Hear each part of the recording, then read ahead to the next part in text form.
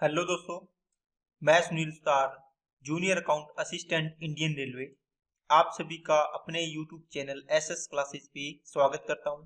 दोस्तों, एनटीपीसी की सीबीटी 1 की 10 फरवरी की आज अपने फर्स्ट शिफ्ट करेंगे। इससे पहले दोस्तों 28 दिसंबर से लेके 9 फरवरी तक की जितनी भी शिफ्ट में एग्जाम हुआ है कंप्लीट हो गया है।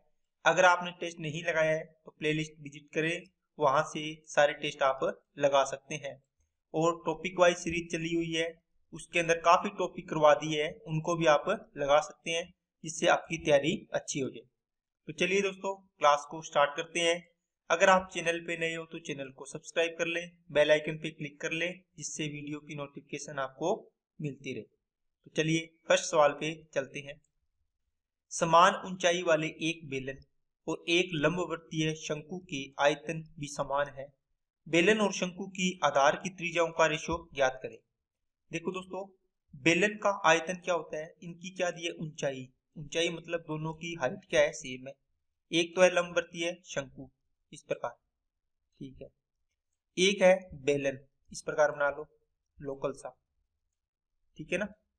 देखो ये इसकी रेडियस होगी, इसकी त्रिज्या मान लो कैपिटल आर है, इसकी त्रिज्या मान लो स्मॉल आर है, इसकी हाइट एच है, इसकी भी हाइट एच है।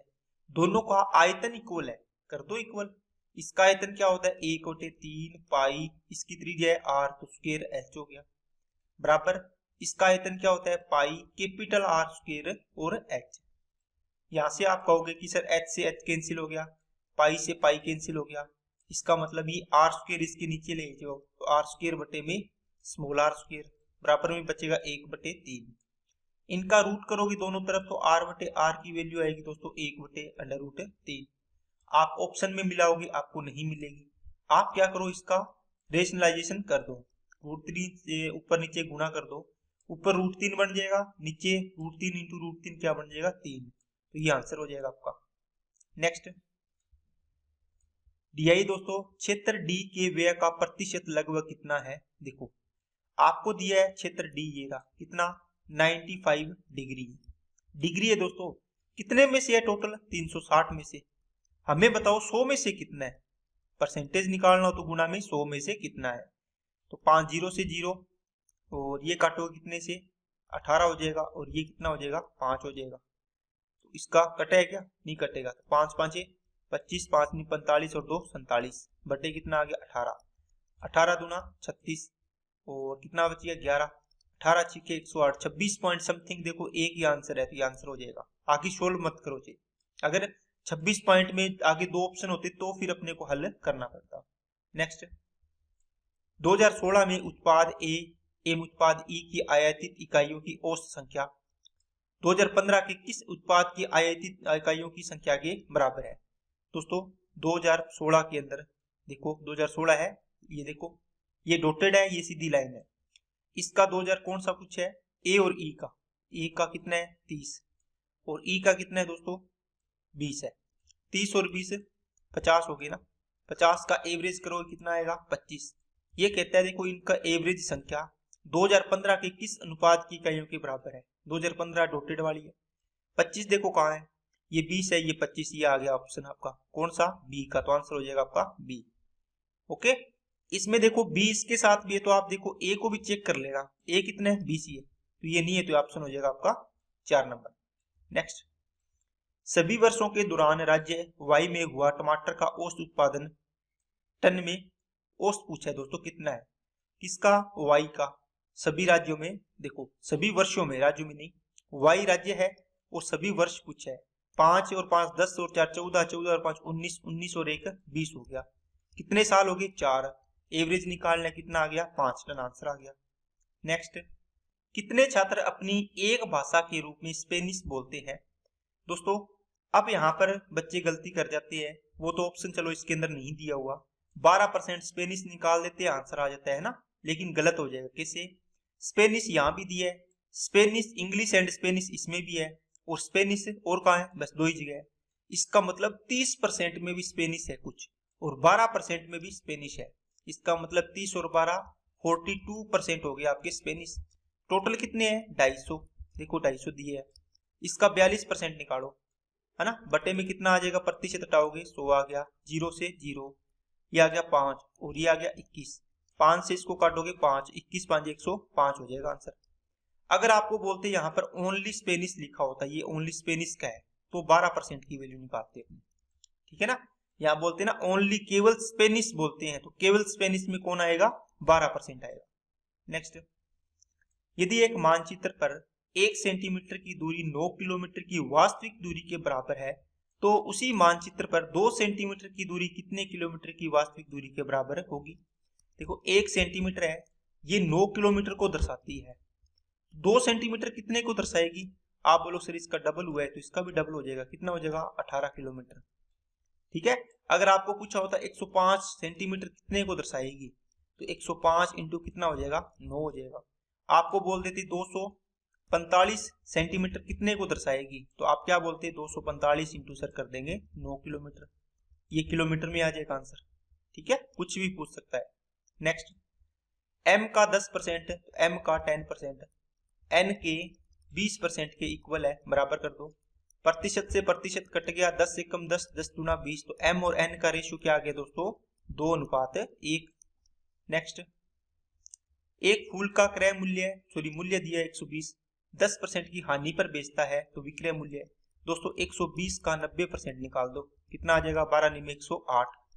नेक्स्ट, एक बैलगाड़ी का पहिए का व्यास 14/11 है, तो इसकी रेडियस कितनी हो जाएगी दोस्तों 14/11, इसका हाफ कर दो, क्योंकि r क्या होता है, डायमीटर बराबर होता है 2r, है ना, इसको डायमीटर को डिवाइड कर देंगे 2 से, तो ये रेडियस आ जाती है। यदि पहिया प्रति मिनट 10 चक्कर लगाता है, तो बैलगाड़ी की चाल किलोमीटर प्रति घंटा में ज्ञात करें। देखो दोस्तों, आप निकालो, अगर एक चक्कर लगाता है, वो एक चक्कर, है ना, 1 मिनट में 10 चक्कर लगाता है, तो एक चक्कर, अब देखो 1 मिनट का निकालो पहले, 1 मिनट में 10 चक्कर लगाता है, एक चक्कर में कितनी दूरी तय करेगा, आप बोलोगे सर 2πr के बराबर, 2πr के बराबर, तो 2 इंटू 22/7 इंटू कितना आएगा, r की वैल्यू 14 इसको 7 कर लो, 7/11 हो जाएगा, ठीक है ना, इसको क्या कर लो 7/11 लिख लो रेडियस को। एक सेकंड दोस्तों, ये 7/11 होगी। अब देखो ये एक चक्कर की दूरी है, आपको 1 मिनट में कितने चक्कर लगाने हैं 10 चक्कर, अब 10 से गुणा कर दोगे तो ये एक चक्कर की आ गई, 1 मिनट की आ गई, इतने चक्कर लगाते हैं, ठीक है। तो यहां से काटो 7 से 7, ये कट गया 2 और 4, 40 हो गया, बात समझ आई क्या। ये दोस्तों 40 क्या है, मीटर में आया है, किसमें आया है, देखो मीटर था ये, तो मीटर में आया है।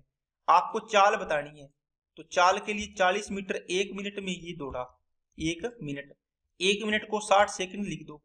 अब देखो ये मीटर प्रति सेकंड में चाल आ जाएगी, लेकिन आपको किलोमीटर प्रति घंटा में पूछे, तो 18/5 से गुणा कर दो, ठीक है क्या, 0 से 0, 5 से इसको काट दिया, नहीं कटेगा ना, 5 से नहीं कटेगा, तो 0 से 0 गई, ये आ गया 6 × 18, 3 चौके 12 बटे कितना आ गया 5, 2 से ऊपर नीचे गुणा कर दो, 24/10 का मतलब 2.4 किलोमीटर प्रति घंटा स्पीड आ जाएगी।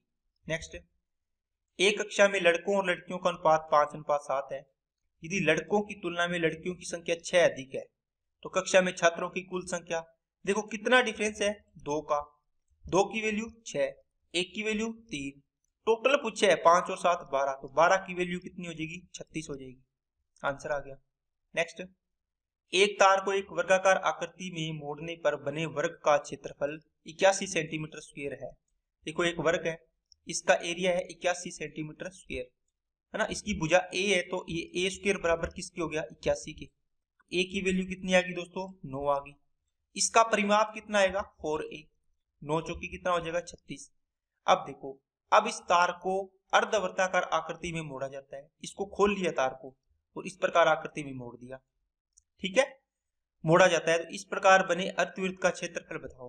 तो दोस्तों जो ये परिमाप है, इसी तार को मोड़ के आपने ये बनाया है, इसका मतलब परिमाप इक्वल हो जाता है दोनों का, बताया है ना, 2D के अंदर परिमाप को इक्वल करते हैं कि इस आकृति से मोड़ के ये बनाया तोड़ के, और 3D में क्या करते हैं आयतन इक्वल करते हैं। तो ये देखो इसका परिमाप निकाला है आपने, इसका ये 36 किसके बराबर हो जाएगा, इसके परिमाप के, इसका परिमाप क्या होता है πr + 2r, πr + 2r, ये आर और आर, ये इसको पाई आर बोलेंगे। तो बराबर कितना 36। यहाँ से आपने क्या कॉमन ले लिया आर, पाई की वैल्यू 22/7 प्लस का 2 बराबर में 36। देखो 7 दूनी 14 और 22 26 36 बढ़ेगा, आर इंटू 36/7 बनेगा बराबर में कितना 36। ये कट गया, आर की वैल्यू आ गई 7। अब देखो आर की वैल्यू 7 हो तो सरकमफेरेंस कितनी होती है 44, एरिया कितना होता है 154 होता है ना।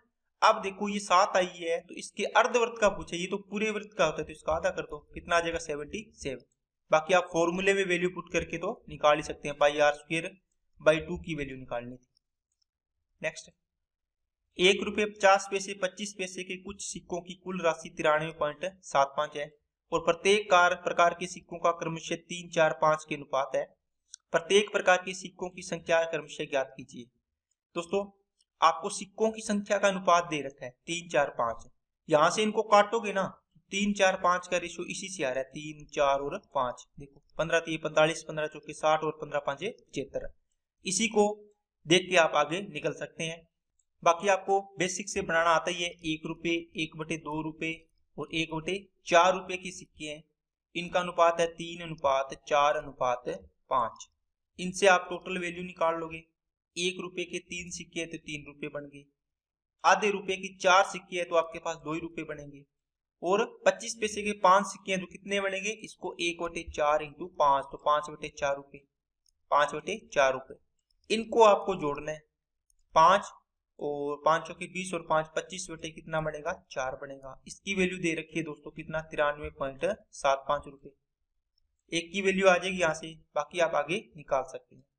नेक्स्ट, एक लड़का पहले दिन एक पुस्तक का 3/8 भाग पढ़ता है, दूसरे दिन शेष बचे भाग का 4/5 भाग पढ़ता है।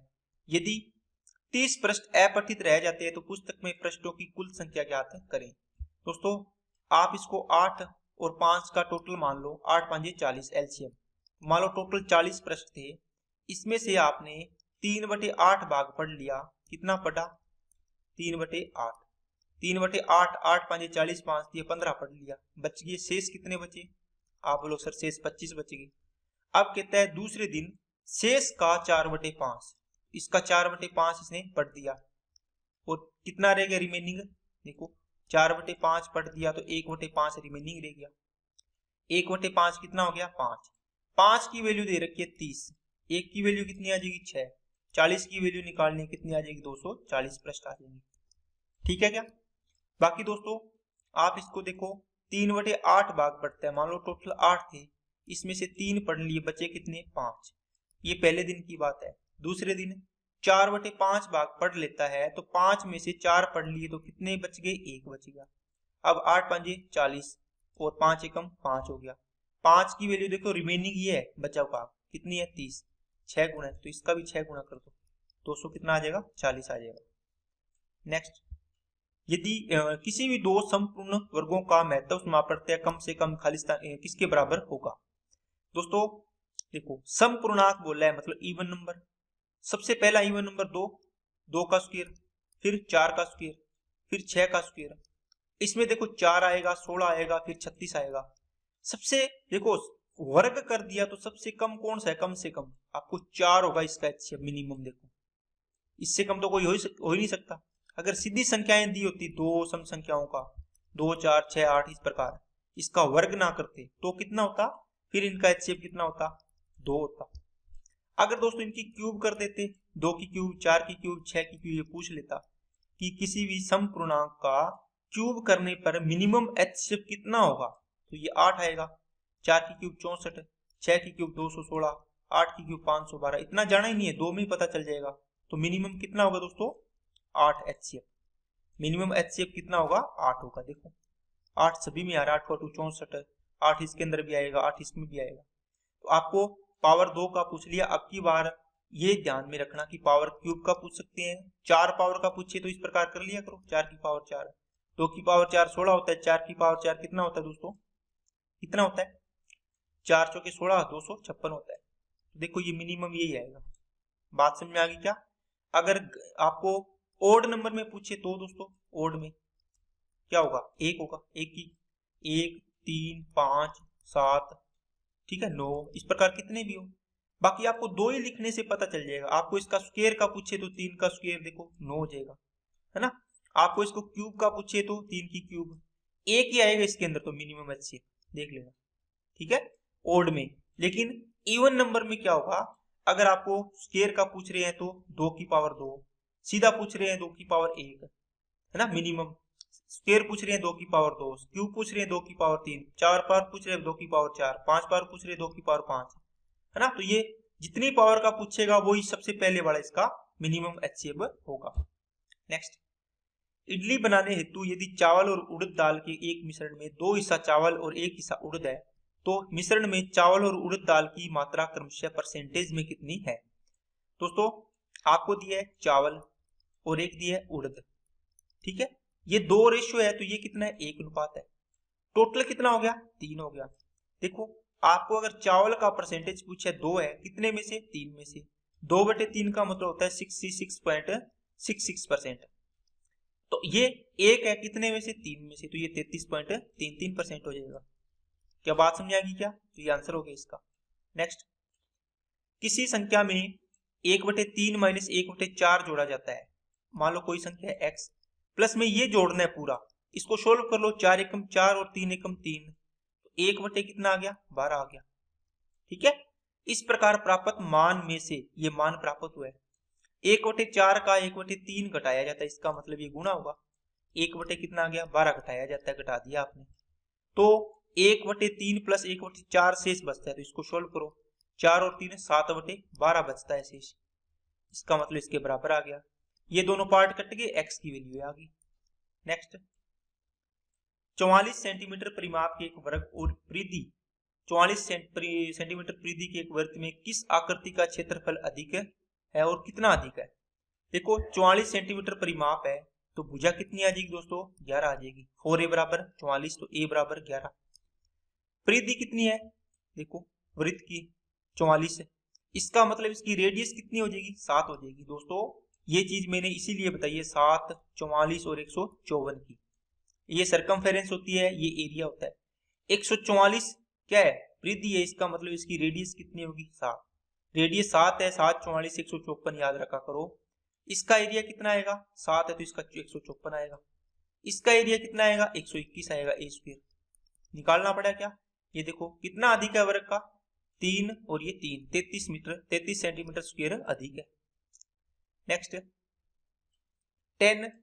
13 पाई/12 का मान ज्ञात कीजिए। दोस्तों 13 पाई/12 है तो इसको आप तोड़ लो, कैसे, पाई है तो 13 इंटू पाई का मान 180 डिग्री रख लो, बटे में कितना आ गया 12, 12 से इसको काटोगे कितना आ गया 15, 15 इनको गुणा करोगे तो इसका मतलब इनके बीच की संख्या क्या आती है 14 का स्क्वायर माइनस 1 का स्क्वायर, तो 196 से 1 किया 195 डिग्री इसका आएगा, ठीक है।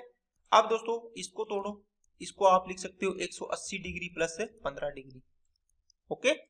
अब देखो 10 180 पर चेंज नहीं होता तो 10 180 इसको अपने चेंज करेंगे तो 10 थीटा बन जाता है। आपके पास होता है 10 180 डिग्री प्लस थीटा है या माइनस थीटा है तो वो क्या आएगा 10 थीटा ही आता है, ओके। और जो क्वाड्रेंट के अकॉर्डिंग इसके प्लस या माइनस आ जाएंगे, अगर इस क्वाड्रेंट में आया 180 में से कम हो रहा है तो वो नेगेटिव आ जाएगा, इस क्वाड्रेंट में 180 प्लस थीटा तो इसमें तो पॉजिटिव होता है, ठीक है ना। ये चीज इसमें तो पॉजिटिव आएगा 180 प्लस थीटा, इस क्वाड्रेंट में आएगा 180 यहाँ होता है, ओके। तो 10 15 डिग्री का मान क्या होता है दोस्तों 2 माइनस का रूट 3 होता है, ये आंसर आ जाएगा।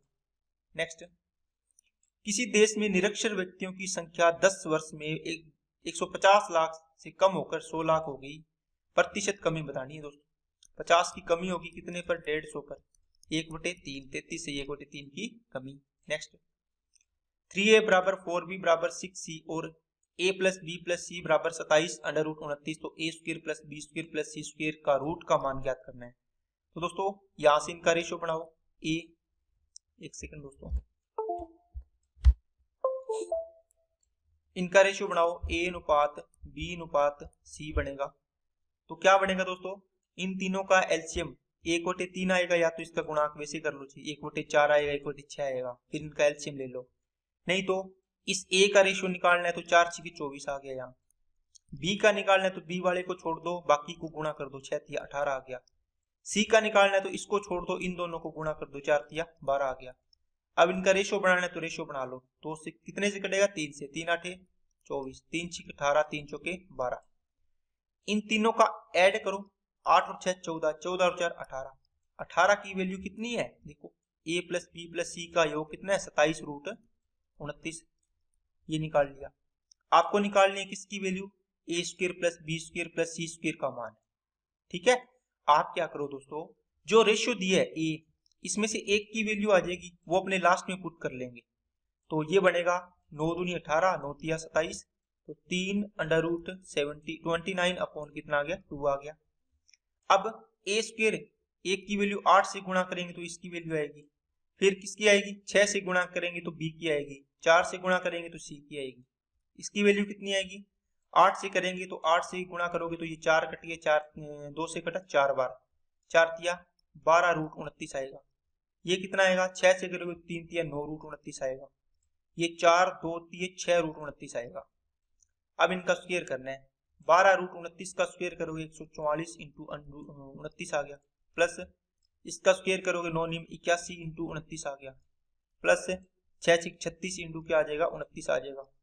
कर दिया। इसका रूट करना है, ए स्क्वायर बी स्क्वायर सी स्क्वायर, इसमें 29 कॉमन ले लो, ठीक है। अंदर क्या बचेगा दोस्तों, 144, इनको जोड़ना है, 36 5 180, 180 और 180 260 261 बनेगा, ठीक है ना। अब देखो 29 इंटू ये क्या बनेगा, 29 कितनी बार जाएगा, 9 बार है क्या, 29 नी में 261, ओके। यहां से देखो 29 बार आ गया, इसका रूट करोगे 3 आ जाएगा, तो 29 ये कितने आ गया दोस्तों, 87 आ गया। थोड़ा सा कैलकुलेटिव सवाल है लेकिन अच्छा सवाल है। नेक्स्ट, दूध के एक नमूने में पानी की मात्रा 5%, नमूने में पानी की मात्रा को घटाकर 2% करने के लिए इसकी 10 लीटर मात्रा में शुद्ध दूध की कितनी मात्रा मिलाई जानी चाहिए।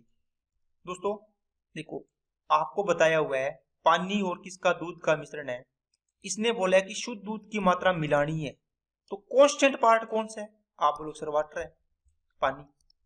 तो ये देखो पानी की मात्रा 5% है, कितने में, टोटल 10 लीटर बिलियन था पहले, 10 में 5% पानी है, तो पानी चेंज तो हुआ नहीं, वाटर, ये तो जितना यहां था उतना यहां रहना है। अब मान लो x लीटर हो गया टोटल मिक्सर, उसका पानी कितना घटाकर 2% करने के लिए पानी की मात्रा, तो मतलब ये कितना है, 2% है। अब बराबर कर दो, परसेंटेज परसेंटेज गया, 2 से काटा 5 बार, 5 5 25, मान लो अब कितना हो गया, 25 लीटर मिक्सचर हो गया पूरा, पहले कितना था 10, तो आपने कितना डाला होगा, 15 लीटर डाला होगा, तो आंसर आ गया सी।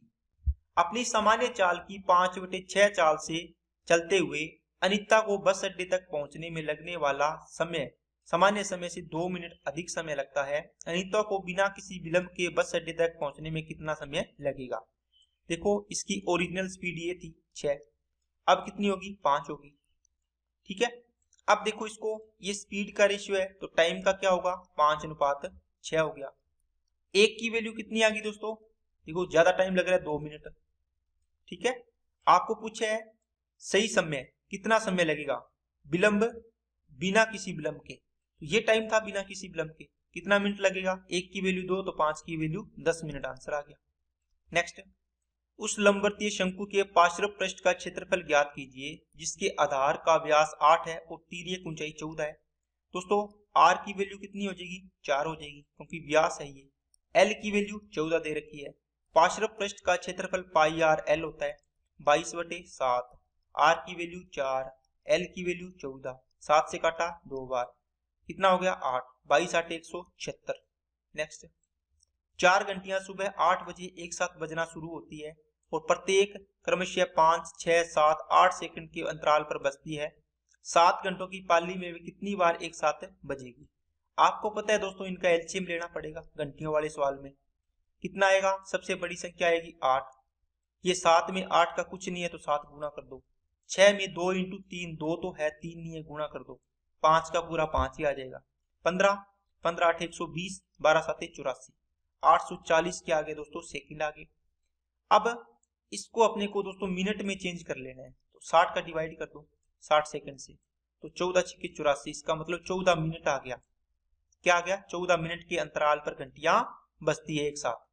ठीक है ना, हर 14 मिनट में 14 मिनट के बाद वो एक साथ बजती है। 7 घंटों में देखो कितना हो गया, 7 × 60, इतने मिनट होगी दोस्तों, है ना। अब इसमें देखो अपने डिवाइड करेंगे, प्रत्येक अंतराल कितना है 14 मिनट का, +1 करेंगे। पीछे वाली वीडियो में मैंने बता भी रखा है आपको ऐसा क्यों करते हैं। 2 से काटा 30, 30 और 1 कितना हो गया 31 बार। ठीक है ना। नेक्स्ट, एक कोण का माप इसके पूरक कोण के माप से 3 गुना है। कोणों के माप क्रमशः ज्ञात कीजिए। देखो पूरक कोण का मतलब होता है दोनों कोणों का योग क्या होना चाहिए, 90 डिग्री। यहां देखो इन दोनों को ऐड करोगे 90 नहीं बन रहा, ये 80 बन रहा, ये कितना, ये भी 90 नहीं बन रहा। ठीक है ना, इसका मतलब इन दोनों को ऐड करोगे तो आपका 90 बन जाएगा। ये आंसर हो गया। नेक्स्ट, एक टंकी को 1 घंटे 20 मिनट में भरने के लिए समान किस्म के 6 पाइपों की आवश्यकता होती है। यदि उसी प्रकार के केवल 5 पाइपों का उपयोग किया जाता है तो उस टंकी को भरने में कितना समय लगेगा। देखो 6 पाइप है, एक पाइप की एफिशिएंसी मान लो 1 यूनिट है, तो 6 × 1 होगी यूनिट आएगी। ओके, 1 मिनट में ये कितना टाइम लग रहा है, 1 घंटा 20 मिनट। एक तो घंटा हो गया, 20 मिनट को 20/60 मतलब 1/3, 3 एकम 3 और 1 4/3, ये टोटल वर्क आ गया। ये काम बोल रहा है कि 5 पाइपों से करवाना है। एक पाइप की एफिशिएंसी 1 तो 5 की कितनी होगी, 5 × 1, ये टाइम आ जाएगा इसका। ठीक है, तो ये आ जाएगा 3 दूनी 6, 2 चौके 8 बटे कितना आ गया 5, तो 5 एकम 5 और 3/5। देखो 1 घंटा 3/5 का मतलब कितना हो गया, 1/5 12 मिनट, 12 × 3 36 मिनट, 1 घंटा 36 मिनट आंसर आ जाएगा। नेक्स्ट, ये दोस्तों x और y का रेशियो निकालना है। ये आ जाएगा x/y, ये आ जाएगा 0.04/1.5। ऊपर देखो 2 अंक छोड़ के, नीचे 1 अंक छोड़ के डेसिमल है, ये तो कट जाएगा। ऊपर 2 है तो ऊपर 1 अंक छोड़ के रह जाएगा, इसको काटोगे तो इसका मतलब 4 बटे कितना आ जाएगा 150 आ जाएगा। 2 से काटोगे और इसको काटोगे 2 से 75। अब देखो यहाँ पर x और y की वैल्यू है, इसमें पुट कर दो, आपका आंसर आ जाएगा। नेक्स्ट, पहली 4 अभाज्य संख्याओं का योग दोस्तों 2 3 7 और कितनी बनेगी 11, इनका योग निकालना है। 18 21 23, ओ सॉरी 5 होती है ना एक, ये आंसर गलत हो जाएगा। 12 3 15 और 2 17 आंसर हो जाएगा। नेक्स्ट, ABC एक ही समय पर वर्ताकार स्टेडियम के इर्द गिर्द समान दिशा में दौड़ना शुरू करते हैं। एक समान बिंदु से दौड़ना शुरू करके एक उस वर्ताकार स्टेडियम का एक चक्कर 252 सेकंड में, B 308 सेकंड में, C 198 सेकंड में पूरा करता है। कितने समय के बाद वे तीनों पुनः आरंभ बिंदु पर मिलेंगे। दोस्तों 252, 308 और 198। ठीक है, सेम सवाल है, इनका एलसीएम लेना पड़ेगा आपको। 2 से करोगे कितना आएगा 126 × 252, 2 एकम 2, 2 5 10 और ये कितना आ जाएगा 2 चौके 8। 2 से इसको काट दो 99 आ गया। फिर 2 से जाएगा 63 आ गया। 2 से जाएगा 72 आएगा, क्या 72 नहीं 77 77 आएगा। ये कितना आ गया दोस्तों, ये तो 99 ही आएगा। फिर 3 का भाग जाएगा 21 आ गया। 3 से ये नहीं जाएगा, ये 33 आ जाएगा। ठीक है, फिर 3 का जाएगा, 3 7 21, ये 77 रहेगा। ये 3 से घटा 11 बार आ गया। फिर 7 का जाएगा, 7 एकम 7, ये 11 आ गया, ये भी 11 आ गया। फिर 11 का जाएगा 1 1 और 1 बच गया। अब देखो कितने समय बाद वे तीनों एक साथ मिलेंगे। इनको मल्टीप्लाई करो, कितना आएगा 11 7 77, 77 × 36, 4 9 36 × 77। इसको गुणा करो, ये सेकंड आएगा दोस्तों। क्या आएगा, सेकंड आएगा। मिनट में पूछा है तो 60 से डिवाइड कर दो इसको। मिनट में पूछा है तो 60 से डिवाइड कर दो। अब बताओ 4 से काटोगे 15 बार, 5 दिए 3 5 15 और 3 से काटा 3 बार। ये आ गया 3 7 21, 3 7 21 और 2 23 बटे 5, 5 चौके 20, 5 छिके 30। ठीक है, और 1/5 आएगा। ये मिनट में है दोस्तों, 46 मिनट। अब इसको सेकंड में चेंज कर दो, 60 सेकंड से गुणा कर दोगे तो ये 12 सेकंड बन जाएगा। तो 46 मिनट 12 सेकंड आपका आंसर आ जाएगा। नेक्स्ट, दो संख्याओं का अनुपात 3 4, HCF 4 है तो उनका एलसीएम बताओ। दोस्तों कल ही बताया था, HCF H है, मान लो HCF कितना है H। दो संख्याओं का रेशियो AB दे रखा है तो इसका एलसीएम कितना होगा, आपको बताया था ए बी और एच का मल्टीप्लाई होता है, जो रेशियो है उनका। तो 3 4 और एच कितना है, 4 दे रखा है, 16 16 3 48 आंसर आ जाएगा। नेक्स्ट इसको दोस्तों सोल्व करना है, 2 5 10 ए क्यूब हो गया, फिर 2 का इससे कर दिया, अब इससे करो, कितना हो जाएगा 4 ए क्यूब हो जाएगा, ये 6 हो जाएगा दोस्तों, 3 3 पावर 6 हो गया ना, गुणा करेंगे तो 3 5 15 ए क्यूब और 3 2 6 हो जाएगा प्लस का 10 ए की पावर कितनी है दोस्तों 6, प्लस का ये x मान लो ये 6 है, देखो 6 से 6 कट गया, इसकी पावर से ये कट गया, ये कितना बच गया माइनस 19 ए क्यूब, सॉरी 19 की क्यूब नहीं है, 19 इंटू ए क्यूब बराबर में x कितना है, ये आंसर आ गया।